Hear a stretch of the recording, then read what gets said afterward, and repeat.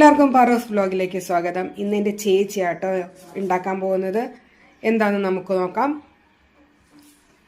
ഇന്ന് ഒരു കുറുക്ക് കാളനാണ് ഉണ്ടാക്കാൻ പോകുന്നത്. കുറുക്ക് കാളന് സാധാരണയായിട്ട് നമ്മൾ കായയും ചേനയും ആണ് ഉപയോഗിക്കുന്നത്. പക്ഷെ ഇന്നിപ്പോൾ കുറുക്ക് കാളൻ നമുക്ക് കഴിക്കാനും ആഗ്രഹം, പക്ഷെ ചേന അവൈലബിൾ അല്ല. അപ്പം 2 കായ വെച്ചിട്ട് ഒരു കുറുക്ക് കാളൻ. ഓക്കെ, നോക്കാം. ഞാൻ നേരത്തെ പറഞ്ഞ പോലെ ചേന ഇല്ലാത്തതുകൊണ്ട് പകരം വലിയ 2 കായാണ് എടുത്തിട്ടുള്ളത്. പിന്നെ ചില്ലിയും പെപ്പർ പൗഡറും ഉണ്ട്. ഇതാണ് മെയിനായിട്ട് എരിവിന് വേണ്ടി നമ്മൾ ഉപയോഗിക്കുന്നത്. പിന്നെ ഉലുവാപ്പൊടിയുണ്ട്, ജീരകമുണ്ട്, ടേമറിക് പൗഡർ, മഞ്ഞൾപ്പൊടിയുണ്ട്. പിന്നെ ചെറിയതായിട്ട് കായപ്പൊടി, ഒരു നുള്ളു കായപ്പൊടി. നമുക്ക് അതിൻ്റെ ടേസ്റ്റ് ഇഷ്ടമാണ്, പക്ഷേ കംപ്ലീറ്റ്ലി ഓപ്ഷണലാണ്. ഇത് കൂടാതെ നമുക്ക് ഉപ്പുണ്ട് ആവശ്യത്തിനുള്ളത്. പിന്നെ നാളികേരം, ജീരകം കൂട്ടി അരയ്ക്കുക. പിന്നെ നല്ല പുളിയുള്ള തൈര്. ലാസ്റ്റ് പുളിയുള്ള തൈര് ഉള്ളതുകൊണ്ട് തന്നെ അതിൻ്റെ ബാലൻസ് ചെയ്യാൻ വേണ്ടിയിട്ട് നമ്മൾ ഒരു പൊടിക്ക് ശർക്കര ചേർക്കും. അത് നമുക്ക് ലാസ്റ്റ് കാണാം. ഞാൻ കറിവേപ്പില പറയാൻ വിട്ടുപോയി. കറിവേപ്പില കൂടിയുണ്ട്. ഇനി നമ്മൾ എന്താ ചെയ്യണമെന്ന് വെച്ച് കഴിഞ്ഞാൽ, ഈ കായ കുറച്ച് കനത്തിൽ വേണം അരിയാനായിട്ട്. ഈ കാളൻ, കുറുക്ക് കാളൻ അല്ലെങ്കിൽ കാളൻ വെറൈറ്റിയിലൊക്കെ നേരത്തെ അരിയരുത്, കുറച്ച് കട്ടിയായിട്ട് അരിയണം. നമുക്ക് അത് കടിക്കാനും കിട്ടണം. അതാണ് അതിൻ്റെ ഒരു പാകം. അപ്പോൾ ആ മുഴുപ്പിൽ ഞാനിത് അരിഞ്ഞിട്ട് കാണിച്ചു തരാം.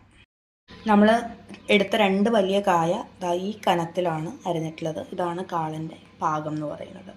ഇനി നമ്മൾ ഈ കായ തൈരിലിട്ട്, നല്ല പുളിയുള്ള തൈരിലിട്ടിട്ടാണ് വേവിക്കാൻ പോകുന്നത്.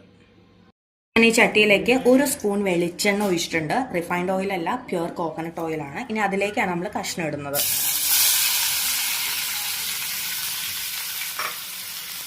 ഈ കഷ്ണത്തിലേക്ക് കുറച്ച് മഞ്ഞൾപ്പൊടി,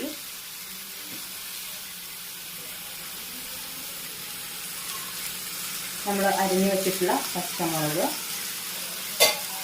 ഒരു 2 കറിവേപ്പില. ഇനി ഇതിൻ്റെ പ്രത്യേകത എന്താണെന്ന് വെച്ച് കഴിഞ്ഞാൽ, ഞാൻ പറഞ്ഞു, ഇത് മോരിലാണ് വേവിക്കുന്നത്. നമ്മൾ മോരിടാൻ പോവാണ്, ഒഴിക്കാൻ പോവാണ്.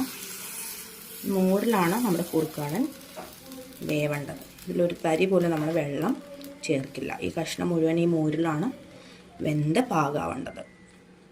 ഞാനിതൊന്ന് ഇളക്കുവാണ്. നമ്മളുടെ ഇട്ട ഇൻഗ്രീഡിയൻസ് എല്ലാം യോജിപ്പിച്ച് ഒന്ന് ഇളക്കാം. അതിന് ശേഷം ഇത് വെന്ത് വരട്ടെ. വെന്ത് വരുമ്പോൾ ഉടഞ്ഞു പോകാൻ പാടില്ല. കഷ്ണം വേവുകയും വേണം. എന്നാൽ എന്താ, ഒരു ഇങ്ങനെ ജസ്റ്റ് തൊട്ട് നോക്കുമ്പോഴേക്കും ഇങ്ങനെ ഒടിച്ചെടുക്കാൻ പറ്റണം. ഉടയരുത് ഒരിക്കലും. കാളൻ്റെ പാകം എന്ന് പറയുന്നത് അതാണ്. അതേപോലെ ഈ കായ നമ്മൾ വൃത്തിയാക്കുമ്പോൾ എപ്പോഴും കല്ലുപ്പ് ഇട്ടിട്ട് വൃത്തിയാക്കണം, അല്ലെങ്കിൽ അതൊരു കറുത്ത പാട് വരും ഈ കായയിൽ. അതിൻ്റെ കറയാണ്. അപ്പോൾ കല്ലുപ്പ് ഇട്ടിട്ട് കഴുകാനും ശ്രദ്ധിക്കണം. ഇപ്പോൾ നമ്മുടെ ഈ കഷ്ണം വേവാനായിട്ട് നമുക്ക് കുറച്ച് നേരം അടച്ച് വെച്ചിട്ട് വേവിക്കണം.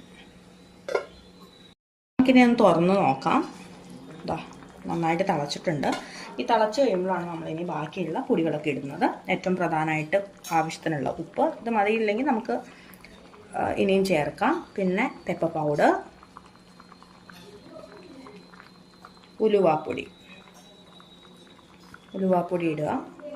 ഞാൻ പറഞ്ഞ പോലെ ഓപ്ഷണൽ ആയിട്ടുള്ള കായപ്പൊടി. ഇത്രയും കാര്യങ്ങൾ നമ്മൾ തിളച്ചതിന് ശേഷമാണ് ചേർക്കുന്നത്.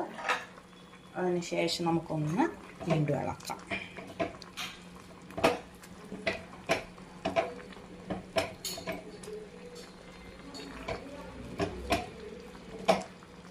വെള്ളമൊക്കെ അതിൽ നിന്ന് ഇറങ്ങി വന്നിട്ടുണ്ട്.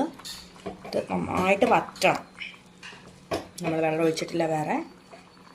കഷ്ണമായിട്ട് യോജിച്ച് ഇനി വറ്റി നന്നായിട്ട് വരുമ്പോഴാണ് നമ്മളിനി അടുത്ത തേങ്ങ അരപ്പ് ചേർക്കുള്ളൂ.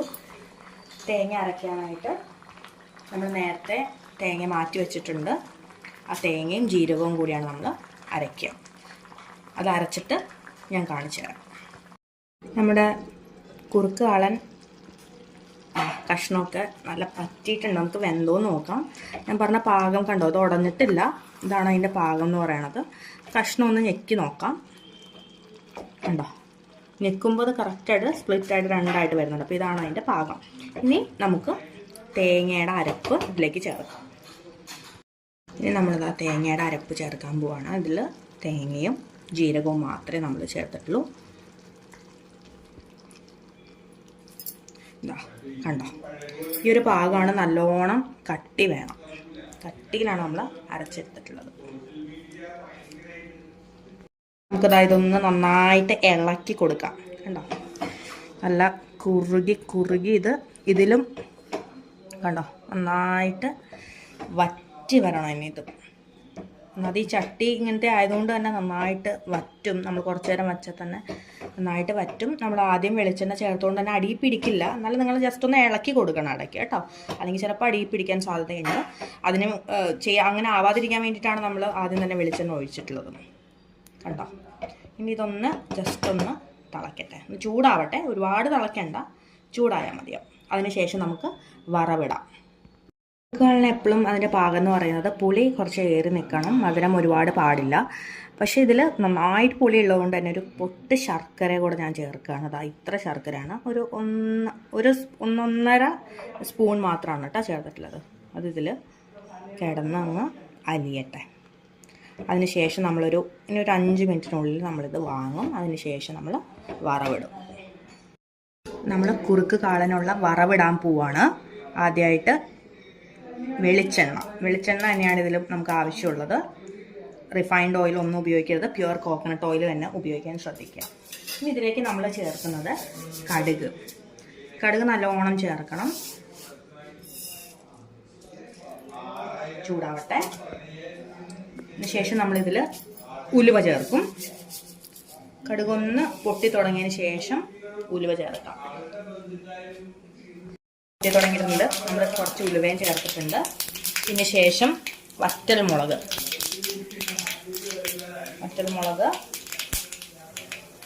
ഏറ്റവും ഇമ്പോർട്ടൻ്റ് ആയിട്ടുള്ള ഒരു ഐറ്റം കൂടിയുണ്ട്, നമ്മുടെ കറിവേപ്പില. അതും കൂടെ ചേർക്കാം.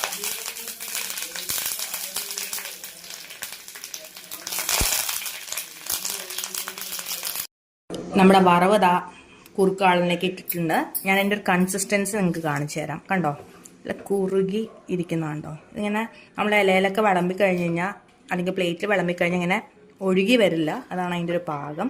ഇതിൽ ഒരു തരി പോലും വെള്ളം നമ്മൾ ഉപയോഗിച്ചിട്ടില്ല. മോരിലാണ് നമ്മളിത് വേവിച്ചിട്ടുള്ളത്.